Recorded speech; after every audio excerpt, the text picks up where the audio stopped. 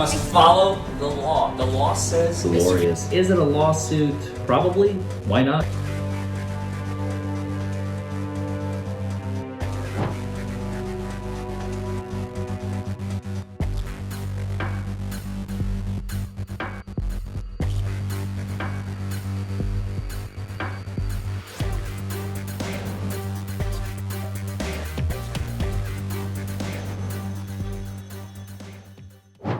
Good afternoon.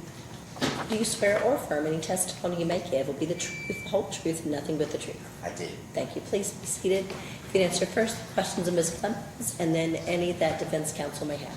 Thank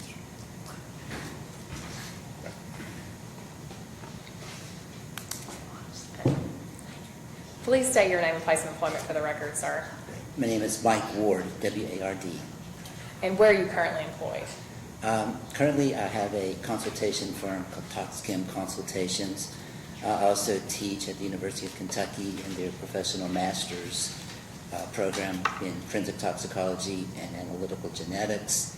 Adjunct professor at EKU in their forensic science program, and also a teaching assistant with the University of Florida in their forensic science program. And are you testifying today as an expert witness? Yes, ma'am.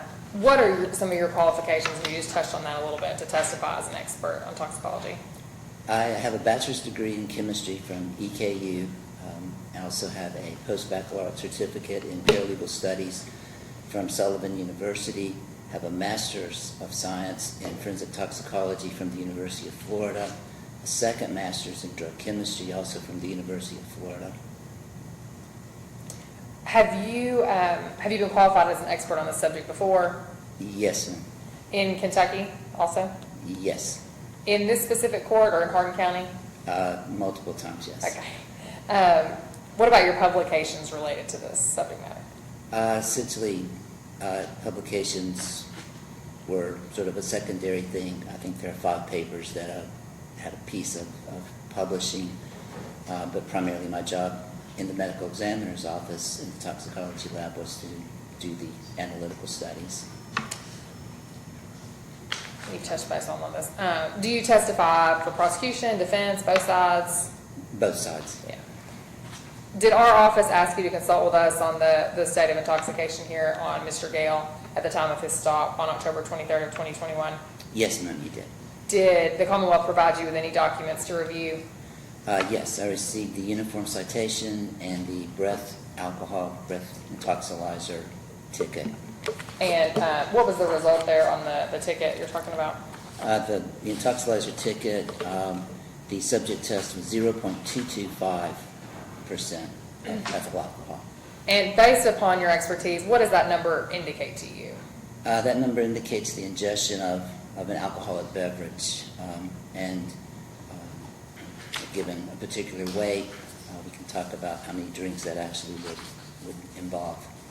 Okay, given the information that you have currently, as you're able to review it on the citation and that sort of information, can you kind of predict how much that would have required for Mr. Gale?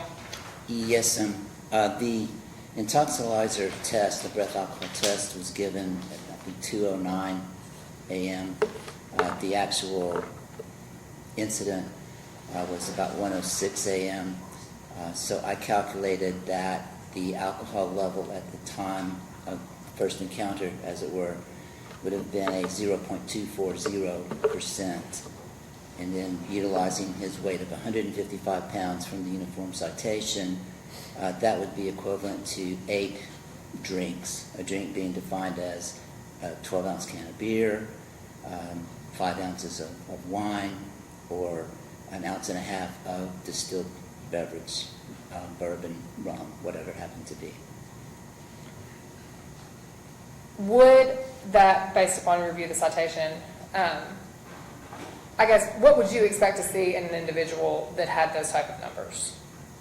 This kind of level would certainly lead to physical incoordination, some cognitive issues, and that would include things like poor judgment, certainly could lead to dizziness, drowsiness, if consumed quickly enough, could cause someone to actually pass out. as you described, is that consistent with what you reviewed in the citation upon the officer's observations? Yes, ma'am, it is.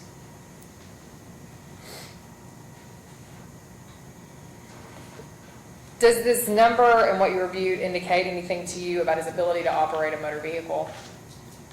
An individual with a level at 0.24% would not be able to safely operate a motor vehicle.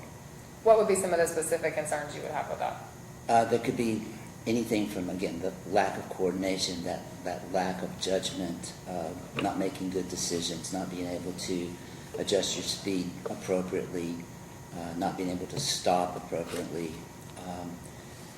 not keeping your lane, and again, speeding or going extra slow. And then such things as you don't have a real good appreciation of the situation, and so you may take a lot of chances that could cause problems. Based upon your review of the information, are you able to assert whether you believe he was under the influence of alcohol on that date with a reasonable degree of scientific certainty? An individual with that level of alcohol in their blood would be impaired in some manner.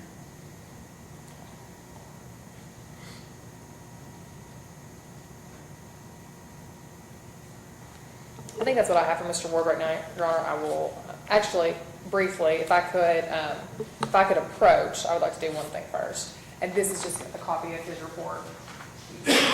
I have a copy if you need one. Do you want a copy? You got it, okay. And then, just approach here. If we may approach, Judge. Yes, counsel would approach the bench.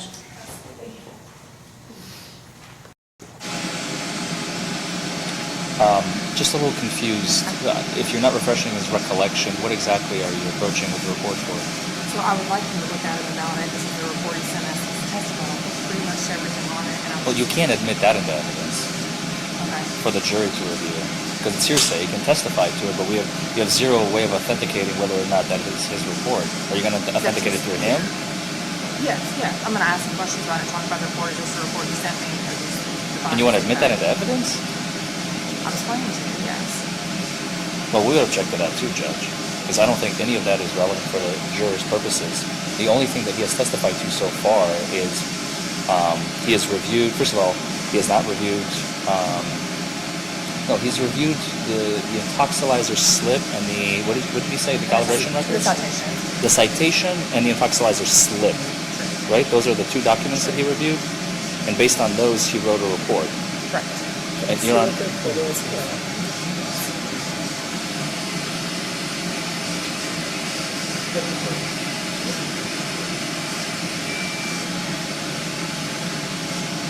never had anyone ask to admit a report before, that's why. Normally, it never gets admitted. And if she tells me I can't, I'm happy to I oblige. think we're just represent from your testimony. And so That's- as long as, Okay, okay. That's why I was confused, that's why I Yeah, said, no, refreshing well, recollection. I do actually, I do want to approach just to refresh him on one little piece there.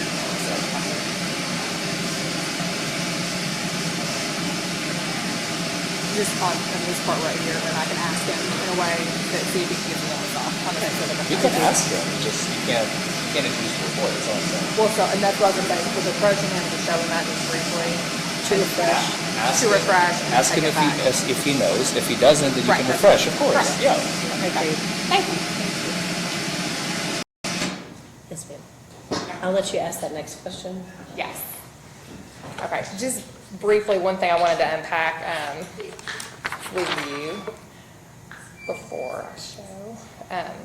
We talked about this a little bit, and you talked about some of the specifics in regards to operating the car, but any other things you would notice if a person were outside of the vehicle also? Just some of the things that were notated and that sort of thing. Were those consistent with what you observed, some of the stuff you talked about there? Yes, if I understand your question Yeah. correctly. What were some of the effects you had indicated that didn't necessarily deal with, that you might have observed if someone were not behind a wheel? What are some of the other things you talked about in your report? Some of the things that you'd expect to see could be slurred speech, for example, bloodshot eyes, for example. In doing field sobriety tests, there would be what are called clues. not listening to instructions, not understanding instructions, not following the finger with your eyes only, that sort of thing, not counting the proper number of steps in a walk and turn, not performing a one-legged stand correctly. And you may have previously stated this, anything in regards to sedation or consciousness, things like that? Again, alcohol is a central nervous system depressant, so it can cause you to become very drowsy and can cause you to pass out at levels. I think that's about what I needed to learn. If I could pass the witness with leave to redirect. Yes, ma'am. Any questions, Mr. Rich? Mr. Ward, have you ever heard the phrase garbage in, garbage out? Certainly, How would you describe it for the jury? that if you don't have good information, you don't get good results. Okay. So you did not conduct the test, did you? No, sir, of course not. You did not observe the test. No, sir, of course not. Even we, in the 20 minutes in the courtroom, observed body camera footage of the test being conducted. Did you observe even the body camera footage? Not in this instance, no, sir. For example, did Mr. Gale have anything in his mouth when the breath test was conducted? I was not present, have no way of knowing, but Would having something in his mouth potentially artificially spike the result? such as, Nicotine, tobacco. no, sir, that would not affect the result. How about alcohol itself? That's the reason you wait 20 minutes before you administer the test, so that alcohol leaves the mouth in that period of time. Where on the breath test slip? You said you reviewed the breath test slip in the citation, right? Yes, sir, that's correct. Where on the breath test slip or the citation does it say that they waited 20 minutes to? Because it's sitting here before me from the last witness, I suppose. First observed at 0138. The actual test was 209. Who observed it? I can't read that signature. Was that person certified to conduct a breath test? I don't know that person. Was the machine calibrated? I would assume so. That's a question that you should ask the person who did it. Do you feel like you could consider that bad data? Are you just accepting a number and running with it, or are you actually identifying whether the number is actually accurate? I would trust the operator. I would trust the calibration and the certification of these instruments. I know the background, as it were, of the individuals who perform these tests in terms of the training and the degree that they have to go through in order to be able to be certified to operate these. So yes, I do trust this test. Mr. Ward, generally as an expert, you wouldn't trust parties to give you accurate data. You would assess whether the data was accurate, correct? To the best of your ability, yes, depending on where the data comes from. Did you ask the prosecution for a body camera footage? No, sir. To the best of your ability, did you ask them for any evidence about the certifications or calibrations of the machine? No, sir, not in this instance. How about this? I notice you base all of your calculations on the timing of the incident. What was that time? I believe that was 1:06 a.m. So what do you mean by incident? The time that this individual was first encountered by the officer. First encountered. So it's not based upon the last time the person drank alcohol. It's based upon when they were encountered? Yes, sir, that's exactly right. So he could have drank 5 hours prior, but you're basing all of your scientific calculations on when he was encountered. If he had been drinking 5 hours prior, that would have just increased his blood alcohol level. Maybe 2 hours prior. Same thing. Right, but it would be a dramatically different result, wouldn't it? It would have been more alcohol consumed if he had been drinking for a longer period of time. I know, but I'm just assessing your actual scientific findings on this percentage number to that percentage number, and it would have been that number. Your retrograde extrapolation should be based upon the time he actually drank alcohol, right? It would be based upon the time that this individual was encountered by law enforcement. That's a standard procedure for this. Could it have been higher before? Certainly. I think there's a possibility for bad data there, maybe? Again, I trust the individuals who operate these instruments. Okay. So what time did Mr. Gale actually stop drinking alcohol? Mr. Gill would be the person to answer that question, not me. Okay. You opined upon whether or not he would be safe or good, not impaired at driving a vehicle. He would not be able to safely operate a vehicle. But you're basing that upon the incident when he was encountered, right? That's where the blood alcohol number comes from? That's based on the time that this individual was first encountered and the alcohol level Got it. that I believe was... So at that time, when he was first encountered, at that point, he would not be able to safely drive an alcohol. But you have no idea about whether he would be safe to drive a vehicle prior to that time. You have to extrapolate, right? Yes, Or extrapolate further. You've already extrapolated back to the time of the incident, correct. but you have no knowledge of prior to the incident. I have no known if his alcohol level was much higher prior to this incident Right. at all. And in your calculations of the number of drinks, you base it upon a 1.5 ounce of 80 proof or 40% distilled beverage, correct? Yes, sir, that's a standard definition of a drink. Right. What if it was, may I show the witness just an example? What if it was Ray and Nephew white overproof Jamaican rum with a 63% alcohol volume? How would that affect your calculations?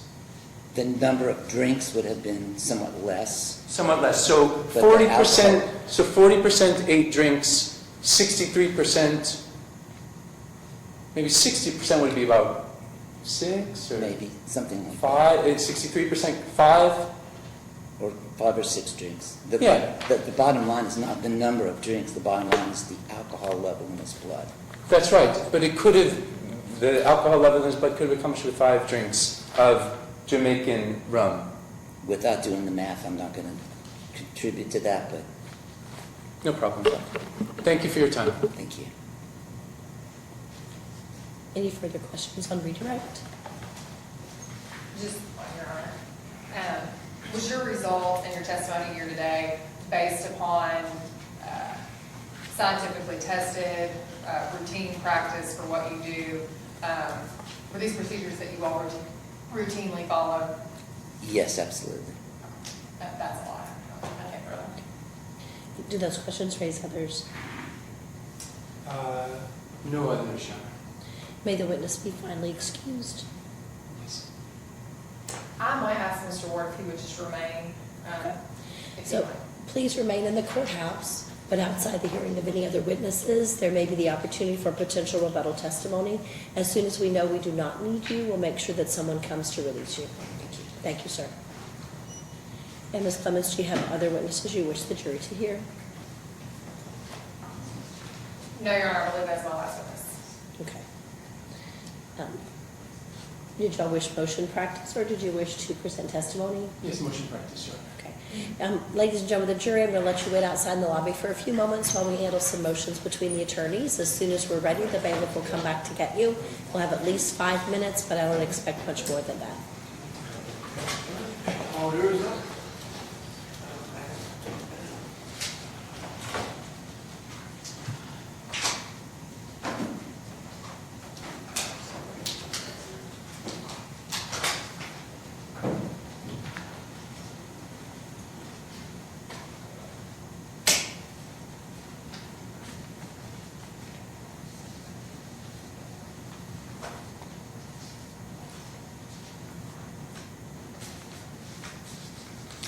Thank you all.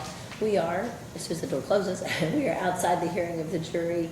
And Mr. Hicks, should you have motions you wish to make? Yes, Your Honor.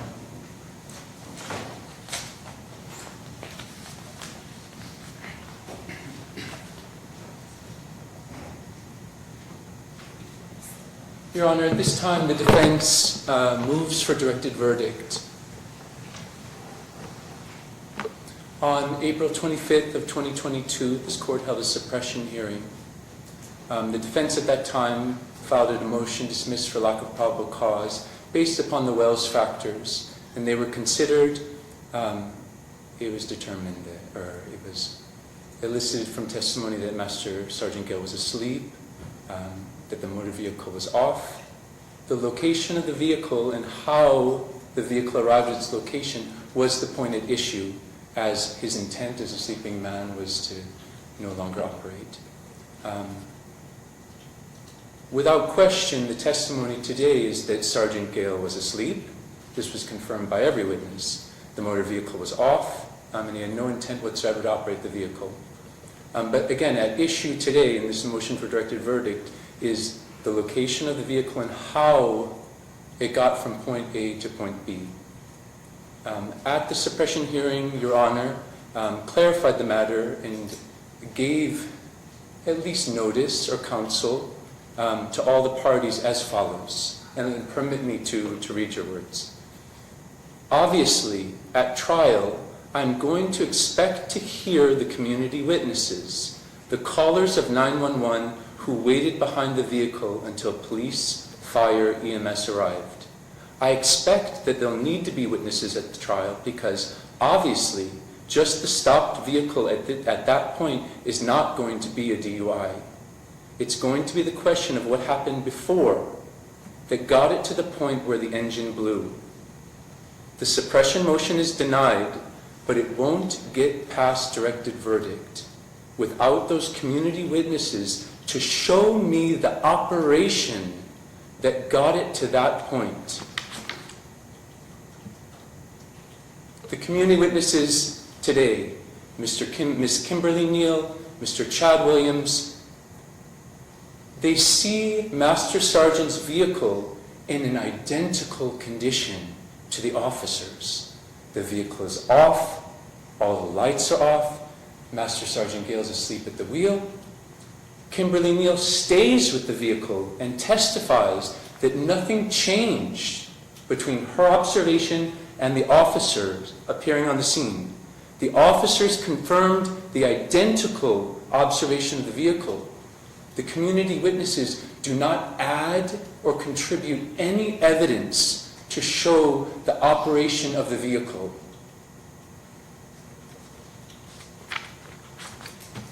We know that we've been here a long time. We've spent an enormous amount of time at trial. We've called the jurors. I know that you evaluate directed verdicts in the light most favorable to the Commonwealth. It's clear that they did not communicate. Another attorney was on the case, and they should have said, we need something to show that he was driving within the vicinity, within 10 minutes, within 20 minutes, within 30 minutes. We just need some operation. The bar. The bar, the club. Go to the club, get a witness, get a ring footage from a house, get a serial camera, a security camera from the gas station or the restaurant. They need some evidence to show that he was operating the vehicle with even the possibility of being intoxicated. But they don't. Their only additional evidence to the officer's testimony is the officer's testimony. It's the same thing. It's, we approached him, he was dead in the street. They have nothing. They have no additional evidence to show operation. This issue cannot be given to the jury. This is a matter of directed verdict, and if Your Honor had not been so candid, I would not feel as emboldened today. I understand that it wasn't a ruling at the time, but you did give good counsel to the prosecution. You gave them advance notice. Hey, you guys better prepare for that trial. But did they prepare? They didn't. They brought in the same witnesses to say the same thing. They didn't get the evidence they needed. They don't have the evidence today. They cannot prove operation.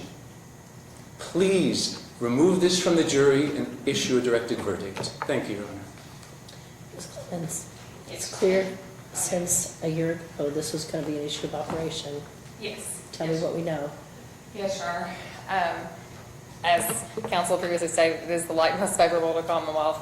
We heard from Mr. Williams, we heard from Ms. Neal, and the interesting things about their testimony is they're talking about a vehicle that is in the middle of the road. We're talking about a public road. Mr. Williams talked about there were other people coming to pick up their kids, going to and from. This is obstructing the road as it goes. So this isn't something that would have been, the car doesn't just magically get there. And that's kind of what the point of them having to go around it, how they had, like, it's obstructing a main roadway. It had to have gotten there. It didn't just plop down. Someone had to drive it there. And he is the individual that was found in the driver's seat. There are no empties found. You have testimony from both Ms. Neal and Mr. Williams that in fact the car wasn't there when they were on Pear Orchard earlier that evening. Now that I do recognize the time frame as far as the 2-hour portion, that narrowed down. They couldn't specify for sure exactly how long, but in regards to it being there, the car clearly was driven there at some point. There were no empties found. The officer testified. We watched it on video. Officer Ennis did not notate any empties. He did not indicate any empties. They didn't see any empties outside the car or around the car. There was nobody else around the car. It was just Sergeant Master Gale behind the wheel. Although passed out, the vehicle, as we watched on the video, could at least be turned on enough to indicate the lights and the air and all those type of things, meaning it would have been possible, based upon my understanding, to put it in neutral. I mean, the car could have physically moved. I think maybe not to drive. I recognize I have actually reviewed the suppression hearing with the mechanic, so I recognize what he said. But as far as the car just being quote unquote like dead as a doorknob, I mean, that's not exactly what we're looking at. But I think the point we're talking about here is we have a car in the middle of a public roadway, not even close to being moved to the side or to the middle, not to obstruct, which would likely have happened if the car just broke down and then you could have put it in neutral and moved it to one side or the other. I don't know, I'm not a mechanic, don't pretend to be. But I think based upon what we have with the lay witnesses as well as the testimony of the officers indicating in fact that he was in the driver's seat and the fact the vehicle was not there previously and that they had to go around the vehicle that was in the middle of a public roadway, I think that has to be considered, Your Honor, and I think it should be for the jury to consider whether or not, based upon all these things, he drank prior to getting to that point or whether he drank in the car. I think that's a jury question at this point, and I think based upon what we've presented so far, we've at least given them 2 mechanisms to consider. You know, I know in the opening and things like that, it's been suggested he drank in the vehicle. We have no evidence of that. We have no proof of that. Again, no empties. No, he did indicate, he said he'd been to the pub.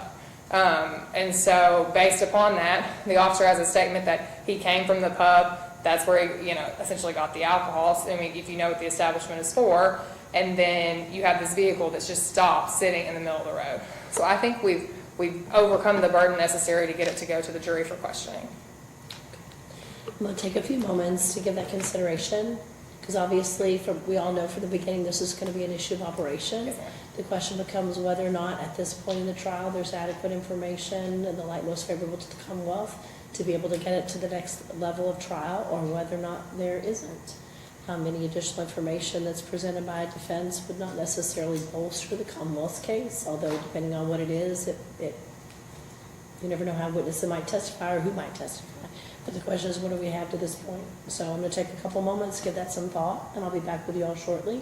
You're welcome to remain in the courtroom or the immediate adjacent lobby area. Just be sure not to have any conversation with anyone on the jury, and the bailiff will let you know as soon as we're ready to come back on. Okay. Thank you. Some notes. Thank you.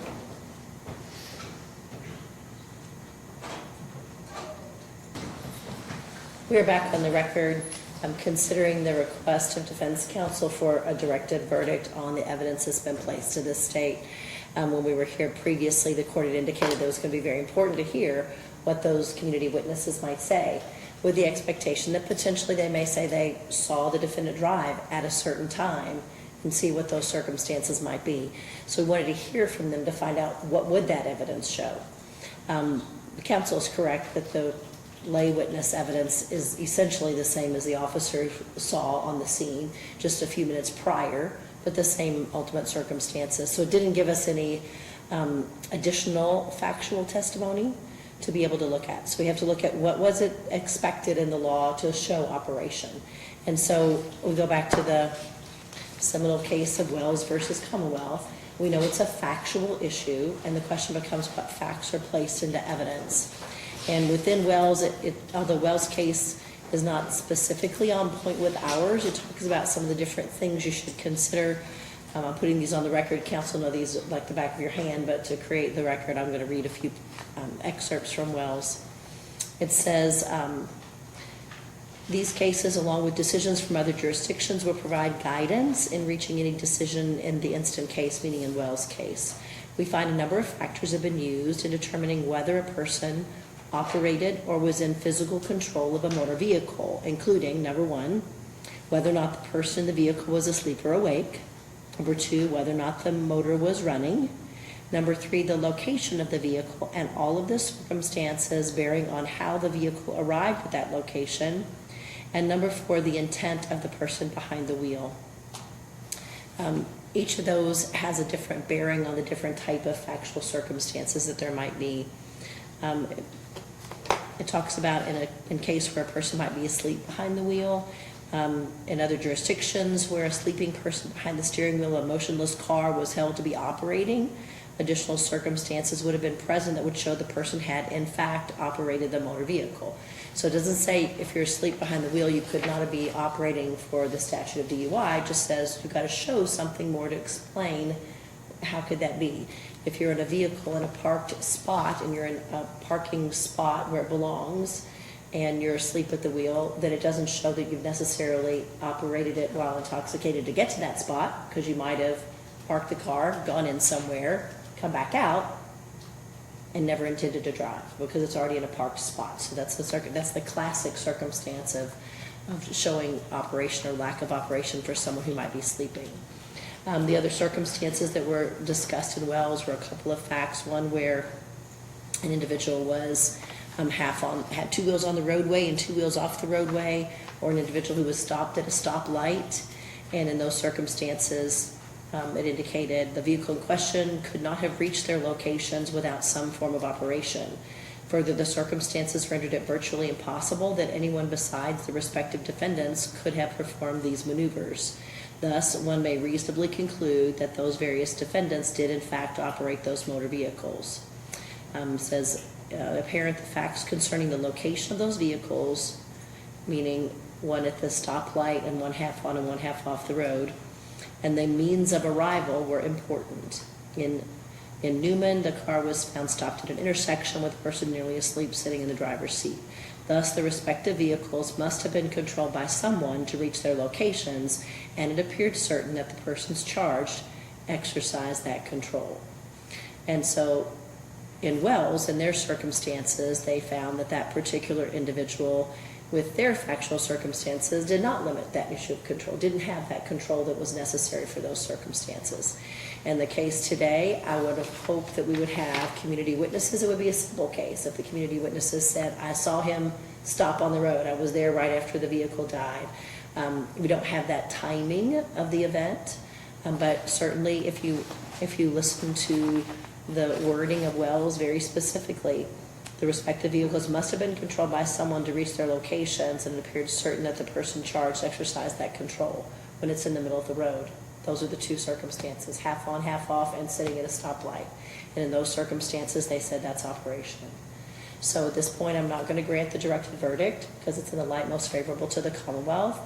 Obviously, a stronger case would have been one where the witnesses were able to say, I saw when this happened or I saw what happened. That's simply not the facts of today. And so it'll be not as strong a case for a jury as if they'd been there to say, take the case that you get and you see what happens with the jury. But I believe that in those circumstances, it is a factual determination, not a legal determination. And so in the light most favorable to the Commonwealth, I have to give the jury the chance to do that. The question is not, what would I do if I were the reasonable juror? The question is, in the light most favorable to the Commonwealth, what could a reasonable juror do in those circumstances? So I think that we have to give the jury the chance to review. I've listened very carefully. It's not a simple decision, but it's one that I believe has to be made to split those hairs between those circumstances. So your motion is noted. It is cleared for appellate purposes, but I'm going to deny the motion and see whether or not there's any additional testimony that may enlighten the jury or not. Okay. Thank you all. Are you all ready to go forward then? Do you need a moment? So, Your Honor, just for purposes of the record, I know we kind of jumped ahead. I never actually physically heard the words on the record that this concludes the case with the Commonwealth. We just kind of jumped into the record verdict. Oh, I thought I did. I'm sorry. I think I said that was my last witness, so Okay. I think that's how I worded it, so that was the case for the Commonwealth. Okay. I may have misheard, and I apologize. No, I That was think just me. I worded it to think that I didn't have any other witnesses. That may Yes. have been very well what I said. Okay, all right, we're ready to proceed. Do you need a moment based upon that ruling, or are you ready to go? Ready to go, Your Honor. Okay, if we can bring in our jury, please.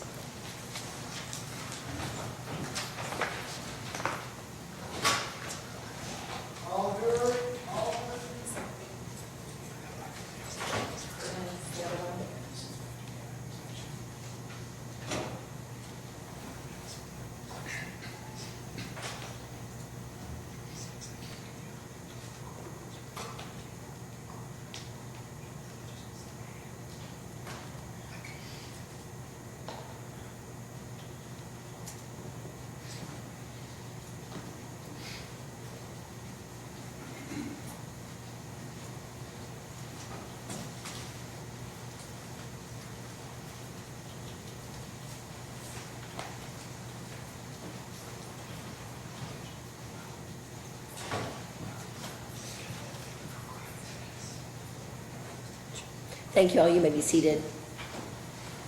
The court has made some rulings about the case and will continue and allow the defense to present any witnesses they wish to.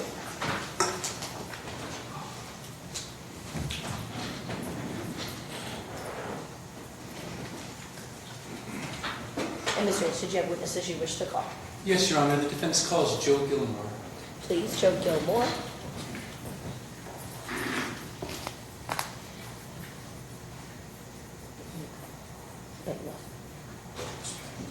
Joe Gilmore?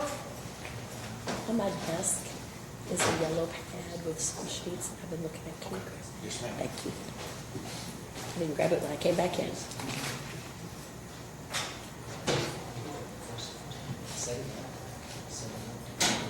Good afternoon, sir.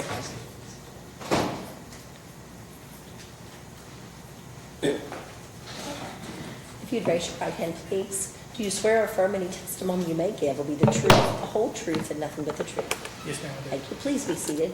Would you answer first the questions of Mr. Hitch and then any that Ms. Clemens may have? Hi, Mr. Gilmore. Yes. Thank you for your patience today.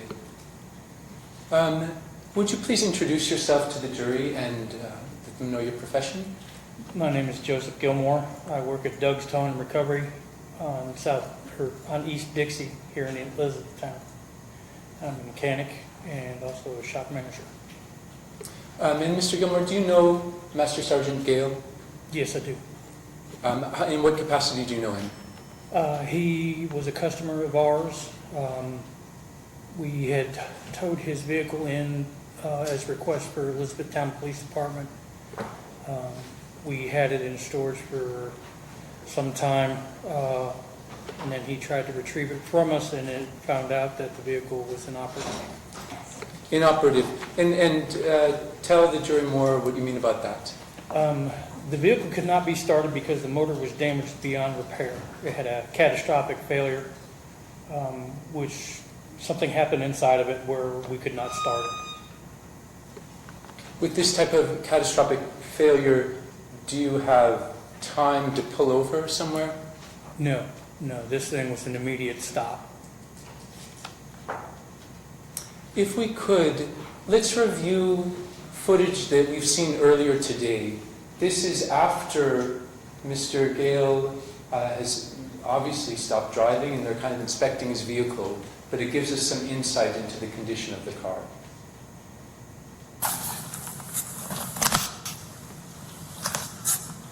Oh, 48 radio. 48. I'm clear, craft, up and around the boat. Yeah.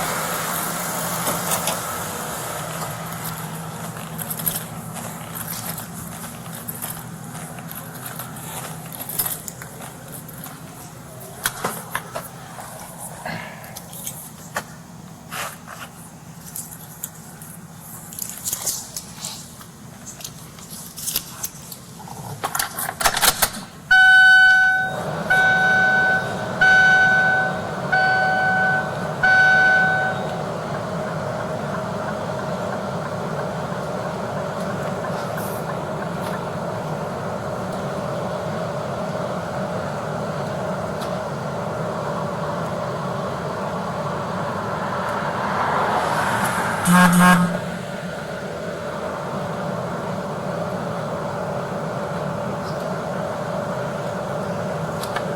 37, 23 nose, break. Can you open this light for please?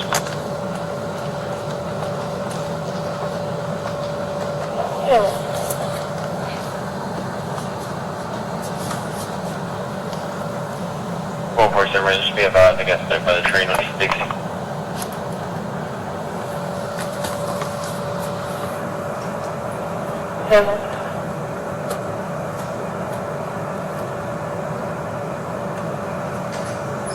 One 48, 23 close.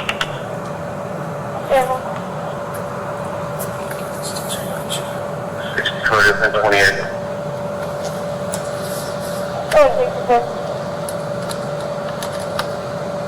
Kentucky 766. Looks like David. Henry Tom 766 BHD.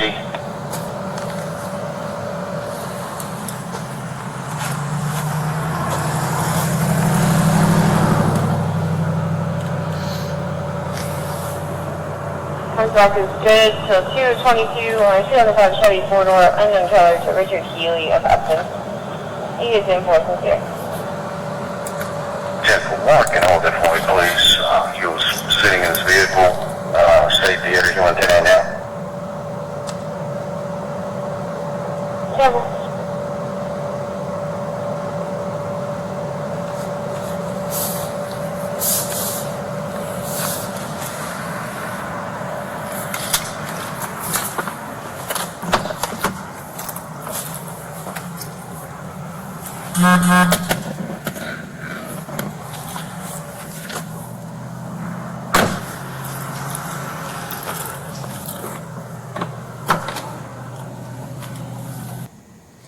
Mr. Gilmore, I'm a layperson. I understand the concept that you can kind of turn at one click or 2 clicks, but it takes, you go further and the car starts. Can you kind of describe the different stages of a car's ability to operate and kind of what components operate at which part? When he first turned the key, say on, there were 3 positions. There's off or 4. Off, accessory, run, and then the start position. It sounded like it clicked once, which is the accessory position, which will turn on certain things in the car, like the blower, turn signals, be able to roll the windows down. Then the run position is where the vehicle runs where you can drive it around. And then you have the start position to start the car up. When Mr. Gill had come in to pick up the vehicle after it had been towed, I didn't know anything about it being towed. We have other employees that do the tow work. We'd gone out to try and get the car started and found out that the motor was locked up solid. It would not turn because of what had happened internally to it. It did not break anything externally out of the motor. It was all inside. So if he had been driving it, whatever happened, it would have stopped right where it was at because there was no way for it to keep going. And you feel that the video depicted there is consistent with the vehicle experiencing a catastrophic engine failure? I don't exactly know what the officer was trying to check on the car, if he was trying to see what the mileage was or see what worked or what didn't work. But beyond, what his inspection was, he didn't try and start it. He didn't turn it to that position. And in the event, with a catastrophic engine failure, does the heat work? The blower will blow, but you will not have any heat coming out of it because there's nothing circulating or moving. The motor has to be running in order for it to pump the water into the heater to make the heater, hot. Thank you very much, Mr. Gilmore.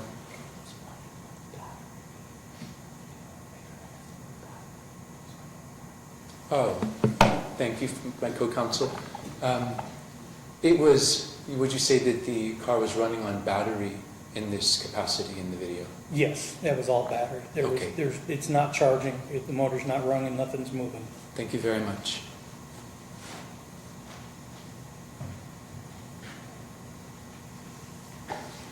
Any cross-examination? Please, Your Honor.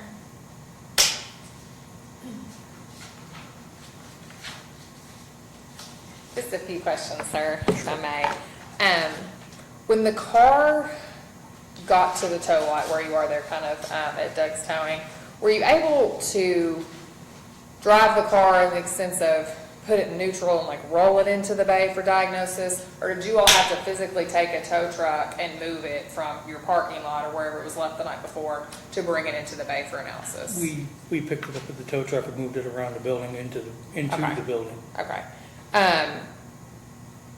In this, this first click position that you kind of talked about, is there a way at all to put the car in neutral, like to even just slide it and you kind of see it there, like maybe even move it to the left a little bit, like into the turn lane, like for example, in this particular instance? Is there any way to do that even if the engine isn't fully activated, if you will? You can put the car into neutral.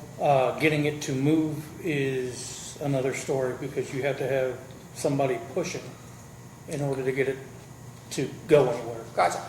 But it is possible in the sense that you can change, I guess, the gear. You can change the gear, put it into Yes. neutral to a potentially, especially in this case, if you're on a public road, for example, and you were trying to get it out of obstructing the roadway.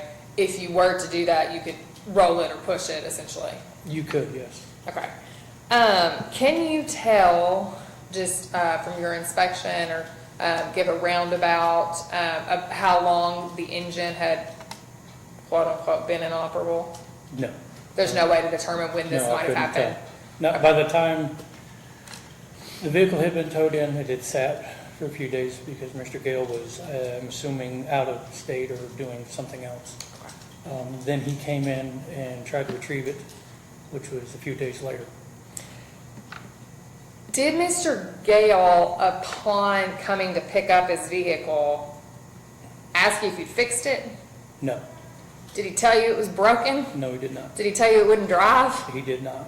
He just came and said, "May I have my keys, please? I'd like to leave." Yeah, he said he come in and wanted us, he says, "I want to get my car." And we had him pay the tow bill at that time.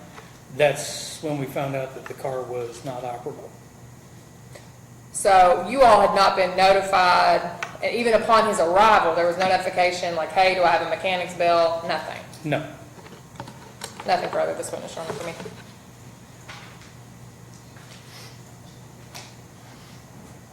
Any additional questions? One moment, Your Honor.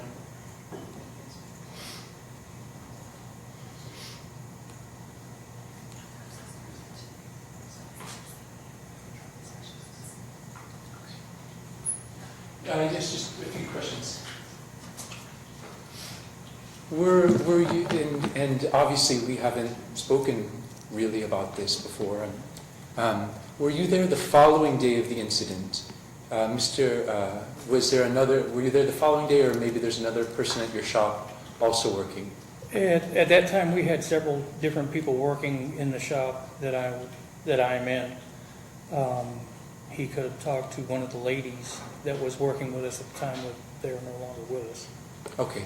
So, And if to put a car in neutral and push it, that wouldn't be considered an operational vehicle, would No. it?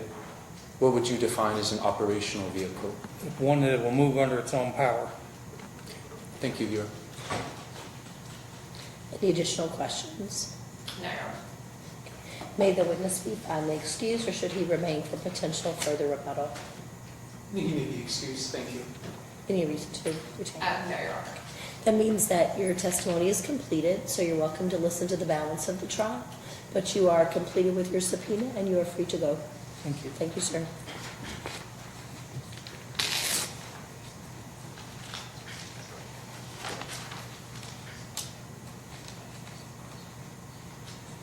Would you desire additional witnesses? Yes, Your Honor, the defense calls Latea Hamilton. Please, Latea Hamilton.